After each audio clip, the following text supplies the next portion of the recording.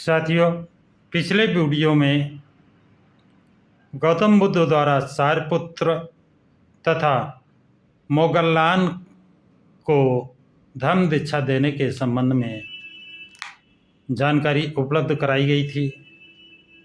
आज राजा बिंबिसार को धर्म दीक्षा गौतम बुद्ध द्वारा दी जाएगी, उस संबंध में आपको जानकारी उपलब्ध कराई जा रही है। तो साथियों, राजगृह मगध राज्य श्रमिक बिंबिसार की राजधानी थी। इतनी बड़ी जनसंख्या में जटिलों के दीक्षित होने का समाचार पाकर प्रत्येक व्यक्ति की जबान पर तथागत का ही चर्चा हो रही थी, चर्चा थी।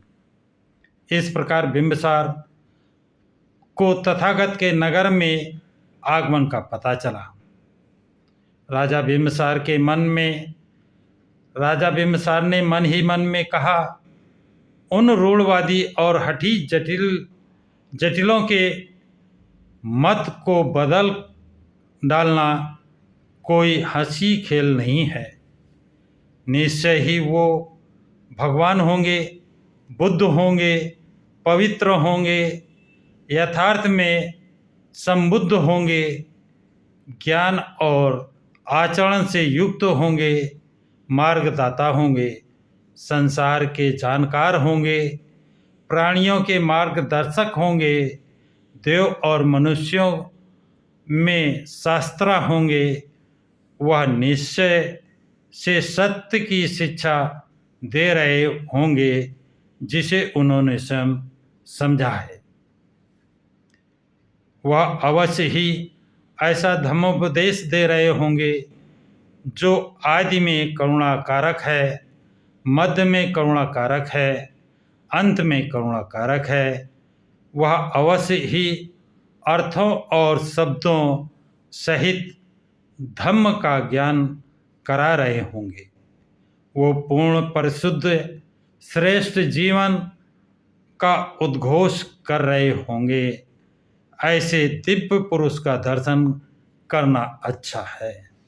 इस प्रकार मगध के 12,000 ब्राह्मणों और गृहपतियों से घिरा मगध राज बिंबिसार वहाँ पहुँचा जहाँ भगवान विराजमान थे। गौतम बुद्ध जहाँ विराजमान थे वहाँ पहुँचे।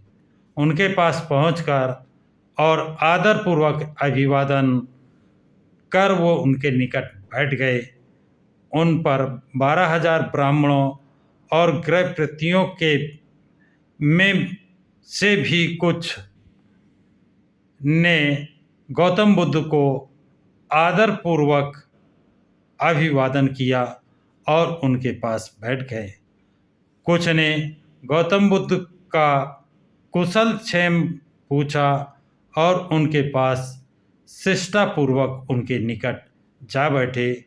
कुछ ने अपना नाम और गोत्र बताया और बुद्ध के निकट बैठ गए और कुछ चुपचाप ही शांतपूर्वक उनके समीप बैठ गए।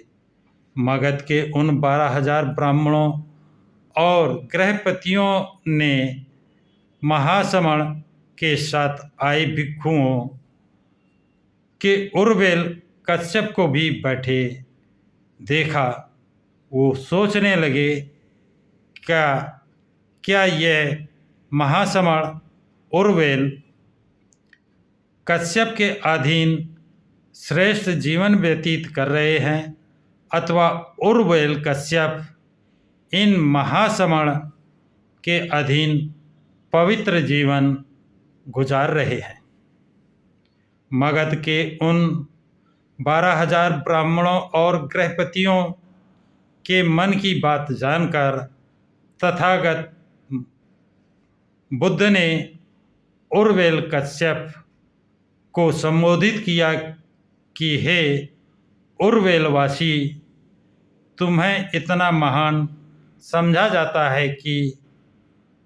जाता है, फिर भी तुमने क्या देखा जो अग्नि पूजा छोड़ दी। ये कैसे हुआ कि तुमने अग्निहोत्र का परित्याग कर दिया?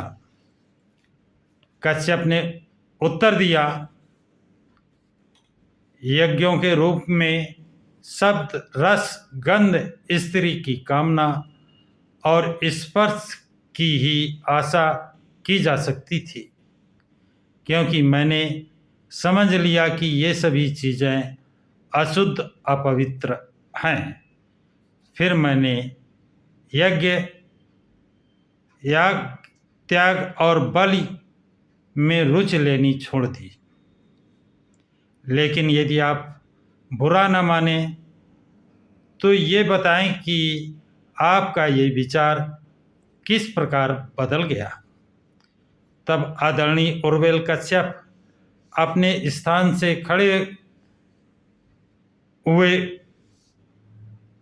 से उठे। उन्होंने अपने चीवर को इस प्रकार ठीक किया जिससे वो केवल एक कंधा ही ढक पाए और झुककर गौतम बुद्ध के चरणों में सिर रखकर उनसे कहा, तथागत मेरे शास्ता हैं और मैं उनका शिष्य हूँ। तब मगध के वो 12,000 ब्राह्मण और गृहपति समझ गए कि उर्वेल कश्यप ही महासमण की अधीनता में श्रेष्ठतम जीवन व्यतीत कर रहा है। तब मगध के उन 12,000 ब्राह्मणों और गृहपतियों के मन की बात को जानकर गौतम बुद्ध ने उन्हें धम्मोपदेश दिया। जिस प्रकार बिना धब्बों का स्वच्छ कपड़ा रंग को अच्छी तरह पकड़ लेता है, उसी तरह बिंबसार की अगुवाई में मगध के उन 12,000 ब्राह्मणों और गृहपतियों को वहाँ बैठे बैठे ही विरज विमल ज्ञान चक्षु प्राप्त हो गए। उनमें से एक ने सभी के उपासक हो जाने की घोषणा की। तब मगधराज श्रेणिक बिंबसार इस दृश्य का साक्षी होकर, धम्म को समझकर, धम्म की गहराई में जाकर, संदेह रहित होकर, विचिकित्सा संशय को जीतकर और पूर्ण ज्ञान प्राप्त कर तथागत से बोले, गौतम बुद्ध, पहले के दिनों में जिस समय मैं राजकुमार था, उस समय मेरी 5 आकांक्षाएं थी। वे पांचों की पांचों अब पूरी हो गई हैं। पूर्व समय में बुद्ध, जब मैं राजकुमार था, मेरे मन में इच्छा उत्पन्न हुई कि मेरा राज्याभिषेक हो जाता। गौतम बुद्ध, वो मेरी पहली इच्छा थी जो अब पूरी हो गई। और तब आहर्त सम्यक संबुद्ध मेरे राज्य में आते, ये मेरी दूसरी इच्छा थी। और गौतम बुद्ध, मैं उन सम्यक संबुद्ध की सेवा में उपस्थित होता, ये मेरी तीसरी इच्छा थी। भगवान, ये भी अब पूरी हो गई है। और वह भगवान मुझे धम्मोपदेश देते, ये भी मेरी चौथी इच्छा थी। गौतम बुद्ध भगवान, ये भी अब पूरी हो गई है और मैं उस भगवान का धम्म हृदयगम कर पाता, ये मेरी 5वीं इच्छा थी। भगवान, वो भी इच्छा भी अब पूरी हो गई है। भगवान, जिस समय मैं राजकुमार था, उस समय मेरी ये 5 इच्छाएं थीं जो अब पूरी हो गई हैं। अद्भुत है भगवान, अद्भुत है। जैसे कोई औंधे को सीधा कर दे, अथवा ढके हुए को उघाड़ दे, अथवा पथभ्रष्ट को मार्ग दिखा दे, अथवा अंधेरे में दीप जला दे ताकि आंखों वाले रास्ता देख सकें। उसी तरह से भगवान ने नाना प्रकार के धम्मोपदेश दिया है। मैं भगवान की शरण ग्रहण करता हूँ, मैं धर्म की शरण ग्रहण करता हूँ, मैं संघ की शरण ग्रहण करता हूँ।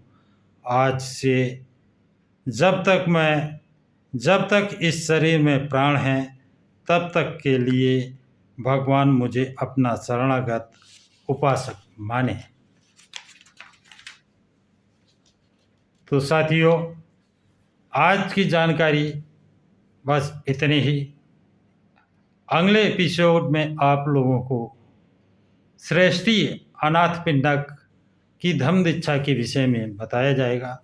यदि ये आपको जानकारी अच्छी लगी हो तो लाइक शेयर सब्सक्राइब ज़रूर करें। सभी साथियों को जय भीम, नमो बुद्धाय,